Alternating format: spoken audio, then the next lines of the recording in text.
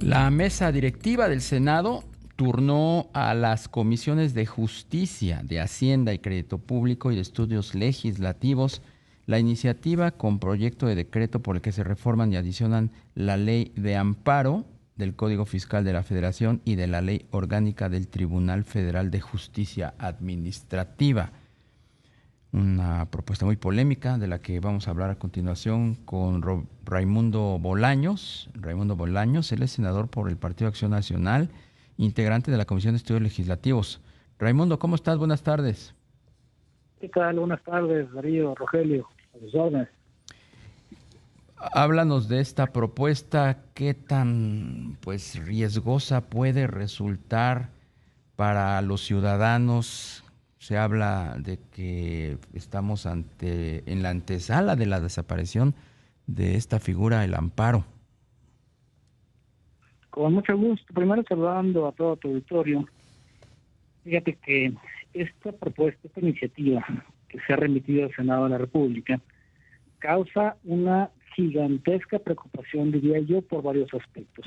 El primero y fundamental es que pocas legislaciones de forma tan clara como esta, pretende generar más derechos a la autoridad a costa de los derechos ciudadanos.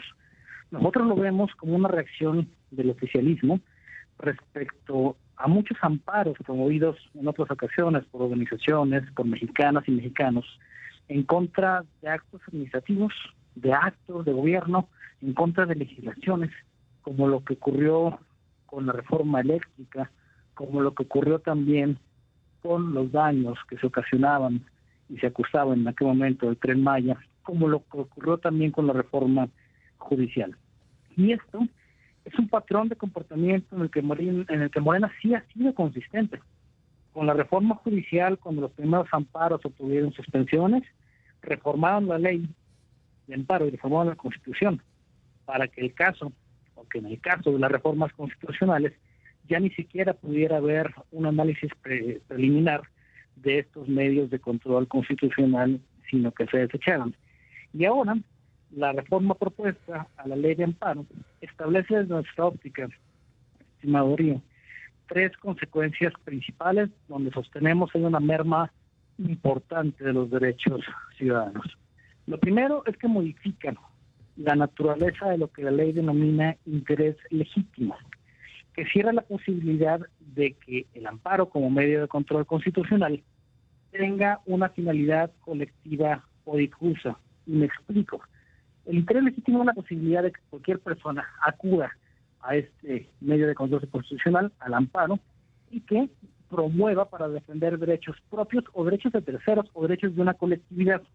Ahora lo que están pidiendo con esta reforma es que, y déjame apreciarlo, existe una elección jurídica real, actual y diferenciada del resto de las personas, y que en el caso de que se otorgue el amparo, la anulación del acto produzca un beneficio cierto, directo y no hipotético ni eventual.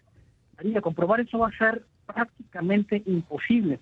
Están acabando el derecho de las organizaciones ciudadanas, de las ONGs, para poder generar amparos de carácter colectivos, y a la par blindan los intereses de las autoridades porque eliminan este tipo de promociones. No podría más haber un amparo contra reformas eléctricas, no podría más haber un amparo contra reformas judiciales, y no podría haber tampoco amparos como contra proyectos como el Tren Maya, porque ahí en este caso específico, y quizás ahí sea mucho más ejemplificativo, ya no procedería un amparo donde se acuse un daño al medio ambiente. Los únicos que podían o que podrían proceder serían aquellos amparos que promovieran personas a las que se les expropiare algún terreno o alguna propiedad para la construcción del tren y de las vías. Ese sería el primer aspecto.